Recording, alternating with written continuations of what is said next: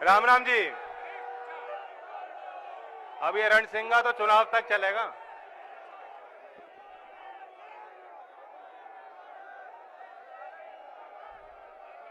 परिवर्तन संदेश रैली में उपस्थित सभी नौजवान भाइयों को और अपने मेरे बुजुर्ग, हमारे मंचासीन सभी पार्टी के वरिष्ठ नेतागण, सभी का मैं नमन करता हूं, आपको बधाई देता हूं। नाम हमने परिवर्तन संदेश दिया और कल का दिन भी आपने देखा। गुरु नानक जी की जयंती के अवसर पे पहली बार देश के प्रधानमंत्री ने सार्वजनिक तौर पे माफी मांगी। लोग सोचते थे कि इनके यहां कोई रिवर्स का गियर ही नहीं है, मोदी जी कभी पीछे मुड़ के ही नहीं देखते, तो हट कैसे जाएंगे। लेकिन जो किसान लगातार आपके यहां नजर भी थी और भरपूर प्रयास भी आपने किए, पूरा सहयोग किया उस आंदोलन को, ये वाकई हमारी परिवर्तन संदेश रैली नहीं रही, ये तो जश्न मोहब्बत, जश्न किसान में तब्दील हो गया। ये जीत किसान की है, अन्नदाता की है। जो सरकार के लोग, सरकार के कुछ चंद दलाल कब्जा करना चाहते थे, आपके खेती पे कब्जा करना चाहते थे, जो ये दलील देते थे कि मुट्ठी भर किसान क्या कर लेंगे, उनका अहंकार चूर कर दिया। अब मैं कहता हूं मोदी जी, मैं भी इस बात को कहता था कि पीछे हट जाओ, हम तो पैदाइशी जिद्दी हैं।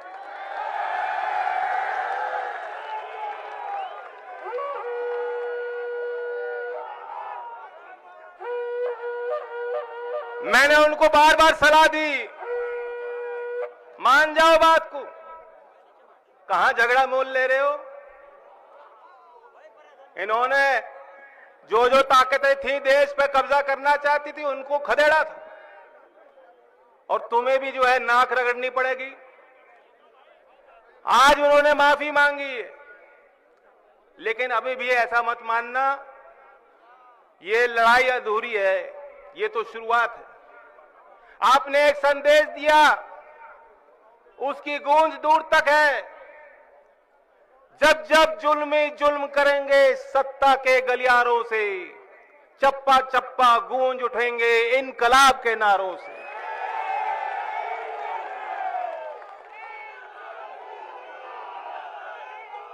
ये तो शुरुआत है। आज आपने हर एक कार्यकर्ता के आत्मविश्वास को जिंदा कर दिया, जिन्हें आप आंदोलन जीवी कहते थे। हर अच्छे नागरिक को आंदोलन जीवी बनना पड़ेगा। अगर आप अपने बिजली बिल से परेशान हो, गन्ने का 14 दिन में पेमेंट नहीं हो रहा, अगर किसान उससे परेशान है, हमारे काबिल नौजवान होनार, भर्ती प्रक्रिया हो जाती है, ज्वाइनिंग नहीं होती, नौकरी नहीं मिलती, अगर मेरे युवा भाई और बहन परेशान हैं, एक ही तरीका है, आंदोलन जीवी बनना पड़ेगा। और आंदोलन जीवी जब हर नागरिक बन जाएगा, कोई भी सरकार कितनी बड़ी बहुमत हो, कितने शक्तिशाली लोग हो, सूट बूट की सरकार हो, ताकतवर हो, आपके आगे हमेशा नतमस्तक होगी, झुकेगी। मैं इस मौके पे बगरा की जमीन से, ये क्रांति की धरती रही, यहां के लोग लड़ना जानते हैं, संगठन का मोल जानते हैं। इस धरती पे मैं चौधरी अजीत सिंह जी को भी श्रद्धांजलि दूंगा, क्योंकि आप सब जानते हो, हम भूल नहीं सकते, ये उनकी आखिरी इच्छा थी और आखिरी क्रिया थी कि आज उनकी जीत है, और वहां ऊपर से अगर उनकी निगाह हम पे पड़ेगी तो वो जरूर ये संदेश वहां तक पहुंचा होगा, वे खुश होंगे। आज उनकी आत्मा को शांति पहुंची होगी। लेकिन मैं आपको सचेत कर रहा हूं, बार बार होशियार रहने की जरूरत है। क्यों? इनकी यूनिवर्सिटी की डिग्री किसी ने देखी नहीं मोदी जी की। लेकिन झूठ बोलने में इन पे सबसे बड़ी डिग्री है। Entire science of lying, of झूठ, अगर ऐसी कोई डिग्री बनी होगी तो इनके पास माशाअल्लाह जरूर होगी। अभी भी आपने ध्यान दिया होगा, गौर किया होगा, उन्होंने कहा कि मेरा इरादा अच्छा था लेकिन मैं कुछ किसानों को समझा नहीं पाया। ऐसा नहीं है कि आप कुछ किसानों को समझा नहीं पाए, किसान अपने आप समझ गए। किसानों ने समझ लिया, किसान की अगली पीढ़ी ने समझ लिया। वे अपनी लाभ हानि को जानते हैं, पहचानते हैं, वे गवार नहीं है। चौधरी चरण सिंह जी देश के प्रधानमंत्री बन सकते हैं तो आज भी झोपड़ में पैदा होने वाला, गांव के स्कूल में पढ़ने वाला हर बच्चा देश का प्रधानमंत्री भी बन सकता है, वह वकील भी बन सकता है, वो विद्वान है, वह जानता है सरकार के कामकाज कैसे होने चाहिए और कैसे नहीं होने चाहिए, क्या हिसाब किताब है। आज वो समय नहीं रहा, मोबाइल फोन के माध्यम से नौजवानों को पूरी जानकारी है। और हम तो यहां यूपी की सरकार से तंग हैं, बाबा को नहीं मालूम कुछ भी। बाबा तो मस्त रहते हैं, वो सर पे जो है फल फूल की टोकरी लगा के पूजे पाठ में लगे रहते हैं, उन्हें कोई मतलब नहीं है। उन्होंने, वो तपस्वी हैं, उन्होंने त्याग दिया। अब मैं नहीं जानता आपने क्या त्यागा। ये जो कह रहे हैं वह गद्दी लखनऊ की त्यागनी पड़ेगी, वह भी त्यागनी पड़ेगी गद्दी योगी जी। अब योगी जी को जैसे मैं आपको उदाहरण देता हूं, ये तो पता ही नहीं होगा कि हमारी प्रदेश की अर्थव्यवस्था गर्क में जा रही है। सरकार की आज माली हालत अच्छी नहीं है, खजाने को खाली कर दिया गया है। फिजूली खर्चे में देश भर में चप्पे चप्पे पे इन्होंने अपनी होर्डिंग लगा रखी है। मीडिया वालों को खरीदने में सारा पैसा धन लुटाया जा रहा है और जन सुविधाओं के लिए उनके नाम पे कुछ नहीं। वेतन नहीं मिल रहा सरकारी कर्मचारियों को, कई महीने से वेतन नहीं दे पा रही सरकार। 2017 में उत्तर प्रदेश के बजट को आप देखें तो 4 लाख करोड़ का कर्जा था, 5 साल में 50% बढ़ा दिया और 6 लाख करोड़ से भी ज्यादा कर्जा आज उत्तर प्रदेश पे है। यानी उत्तर प्रदेश के हर व्यक्ति पे, आप सब पे लगभग 26,000 अनुमानित कर्जा है। क्या कोई गरीब आदमी, रिक्शा चलाने वाला, मजदूरी करने वाला, कारीगर, बुनकर, क्या वह 26,000 रुपए चुका सकता है? 26,000 तो बहुत है। आपके घर में बिजली का बिल आ रहा होगा 4, 5, 6 हजार तो आ ही रहा होगा। अब ट्यूबवेल पे जो मीटर लग रहे हैं उस पर भी आएगा। देने का बोध है क्या? तो ये भी ठान लो। आपने ठान लिया था कि हम पीछे नहीं जाएंगे, कानून हटेंगे, और आज फिर ठान लो। हमने तो ठान लिया है, आप हमें मौका दोगे, मजबूती दोगे, सरकार बनेगी। ये जो बिजली के बिल से आप परेशान हो, हमने ठान लिया कि किसान और बुनकर के लिए पुराने बिल माफ और आगे की दर हाफ हम करेंगे।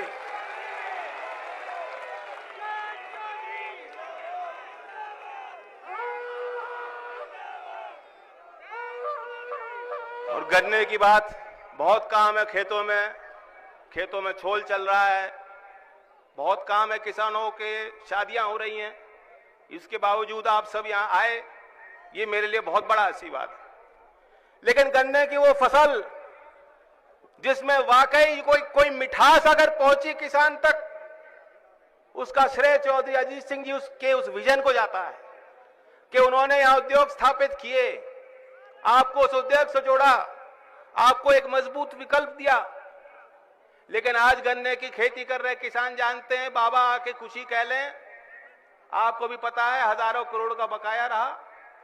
एक भी सत्र में 5 साल में एक भी ऐसा मौका नहीं हुआ कि किसी किसान को 14 दिन में भुगतान मिल गया हो। नहीं मिला 14 दिन में भुगतान। ब्याज को तो भूल ही गए लोग। और मैं आपको सचेत करना चाहता हूं, अगर हम और आप चूक गए किसी कारणवश हम कमजोर हो गए, बट गए, हिंदू मुस्लिम के झगड़े में हो या जातिगत आधार पर हो, हमारी ताकत इसलिए बनी हम एकजुट होकर लड़े, तब जीत पाए, तब माफी मांगी प्रधानमंत्री ने किसानों से।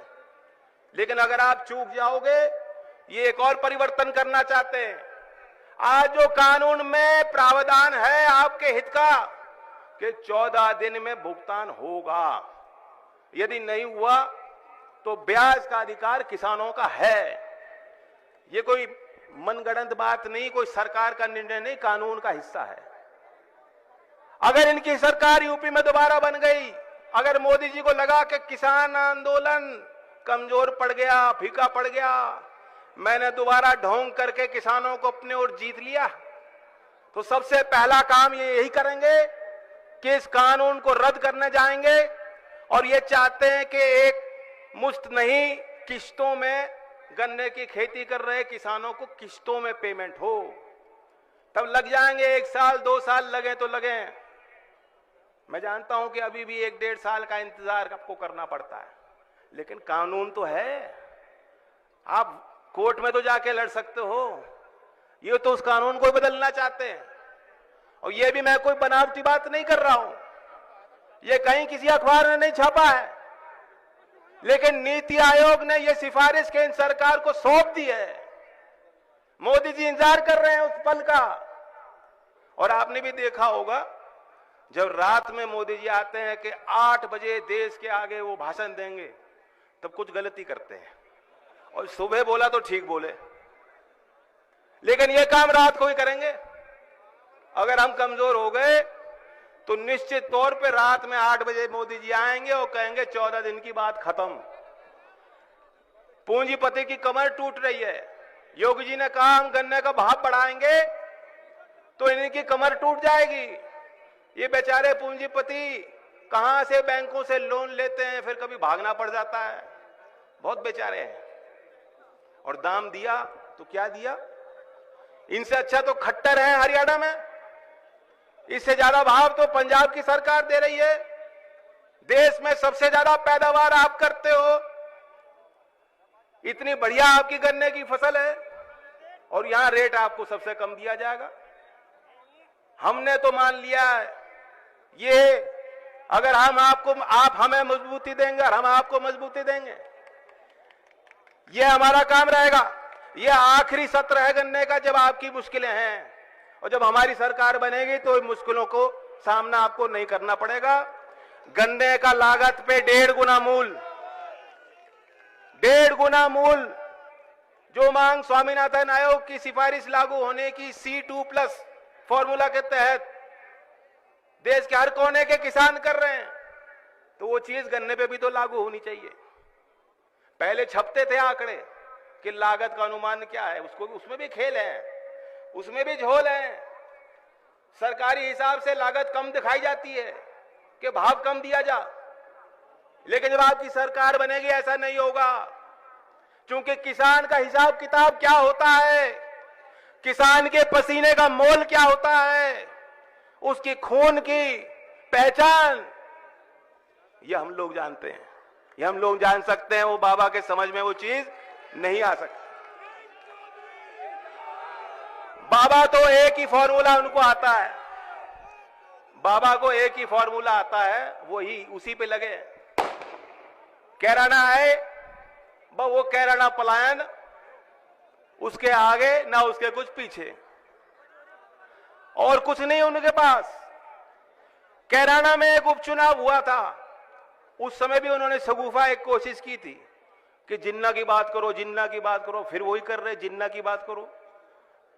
ना हमें कुछ मतलब, ना आपको कुछ मतलब। उस समय हमने नारा दिया जिन्ना नहीं गन्ना जीतेगा, और गन्ना जीता, गन्ने के किसान जीते। इन्हें करने दो जिन्ना विन्ना की बात, हम तो किसान की करेंगे, हम नौजवान की करेंगे, हम मुद्दों पे बात करेंगे। मैंने एक विजन तैयार किया है, बगरे के नौजवानों के लिए मैंने सपना देखा है, पश्चिम उत्तर प्रदेश के नौजवानों को मैं देना चाहता हूं, और हमने ठान लिया है हमारी सरकार बनेगी, हमने प्लान है हमारे पास, ऐसी मनगढ़ंत बात नहीं है। 1 करोड़ नौजवानों को 5 साल के अंदर हम नौकरी देंगे।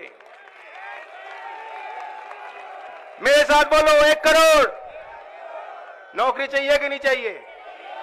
1 करोड़।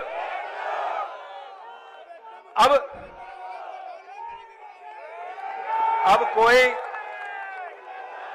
मैं हिसाब भी दूं, अगर कोई कहेगा भाई 1 करोड़ तो ज्यादा बात हो गई, ये तो ज्यादा हो गया,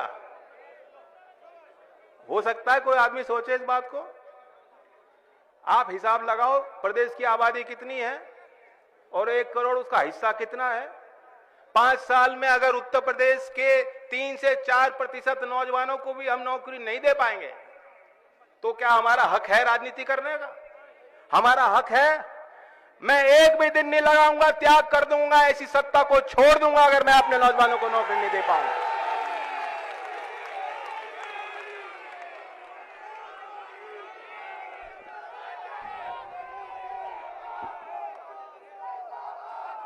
ये जो आंदोलन हुआ,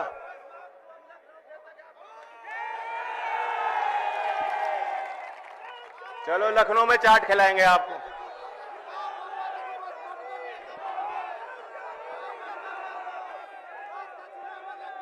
नहीं, भूस भरने का काम मेरा नहीं, वो तो आप कर सकते हो।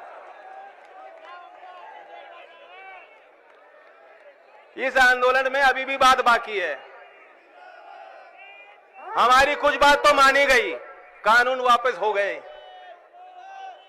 लेकिन जिस तरह मोदी जी ने कहा ना कि मैं कुछ किसानों को समझा नहीं पाया, ये खतरे हैं। बिहार के कृषि मंत्री हैं अमरिंदर, भाजपा के नेता हैं, भाजपा के कोटा से मंत्री हैं, उन्हें कुछ तो अंदर की बात पता होगी। उन्होंने अभी बयान दिया, कहा है कि नहीं, कानून तो लागू फिर होंगे, मोदी जी ये कानून फिर लाएंगे। ये मैं नहीं कह रहा, बीजेपी के नेता खुद कह रहे हैं। और अब क्या जवाब देंगे वे लोग जो गांव में घुस नहीं पा रहे थे? गांव में प्रवेश वर्जित है, भाजपा का नेता कोई आए ना, इस तरह के बोर्ड लगा दिए थे, लगाए थे कि नहीं लगाए थे? इतना गुस्सा था लोगों के अंदर, और फिर भी वो किसी तरीके से आके समझाने की बात करते थे तो यही तो कहते थे कि ये बड़े किसानों का नुकसान है और जो छोटे किसान है मोदी जी उनको लाभ देंगे, ये कानून से उनका कोई नुकसान नहीं है, बहुत लाभ होना है किसानों का। परसों शाम तक यही कहते होंगे वो लोग, फिर कहते होंगे ये तो किसान नहीं है, ये तो एक लॉबी है, ये तो एक जाति के लोग, ये तो जाट लोग हैं, कुछ वही बैठे हैं, इनकी तो फितरत है, ये तो लड़ते रहते हैं। इस तरह की बातें बीजेपी के लोग, आरएसएस के लोग, कार्यकर्ता जाके जहां उन्हें घुसने का, बैठने का मौका मिल जाता था वहां बैठ के यही बात करते थे। परसों रात तक यही करते थे, लेकिन कल सुबह के बाद उनको समझ नहीं आ रहा, ना यहां जाए ना वहां जाए, कहां जाए। जैसे आज का मौसम है ना, जैकेट पहनो तो दिक्कत और ना पहनो तो दिक्कत। मोदी जी भी मौसम ही देख रहे हैं मुझे लगता है, समझ नहीं आ रहा सर्दी हो रही है, गर्मी हो रही, क्या है। तो मौज लो, लेकिन अभी काम अधूरा है। हमारे लोग हल्ला बहुत करते हैं, बहुत जल्दी खुश हो जाते हैं, बहुत जल्दी गले लगा लेते हैं, बहुत जल्दी आवेश में आ जाते हैं, बहुत जल्दी माफ भी कर देते हैं। जल्दबाजी नहीं करनी है।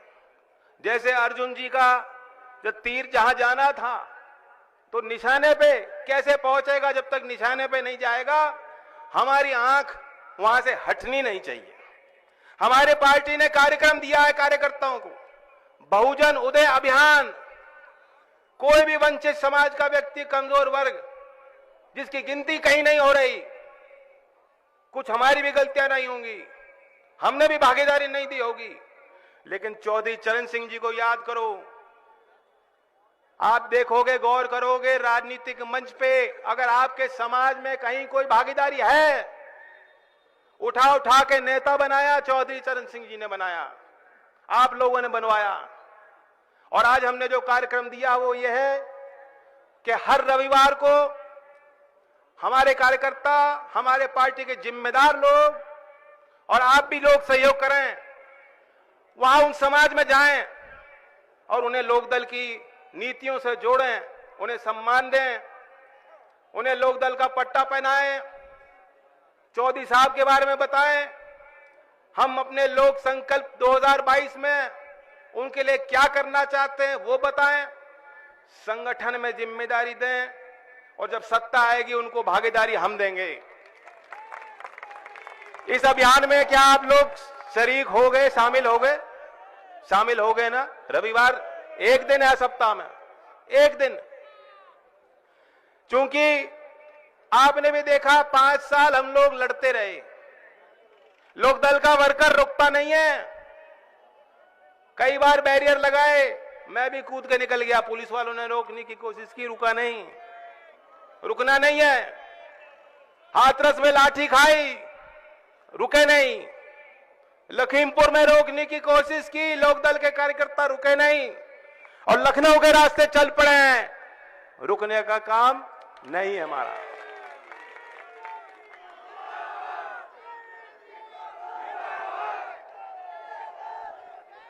अब मैं यही संदेश दूंगा, जो कल सरकार का फैसला है, जो भी आंदोलन से जुड़े किसान निर्णय लेंगे, मैं ऐलान करता हूं, क्योंकि उस फैसले के बाद पहला ये कार्यक्रम है जनता के बीच, किसान के बीच हम लोग खड़े हैं, और यहां जो फैसला आप लोगे देश तक वो पहुंचेगा।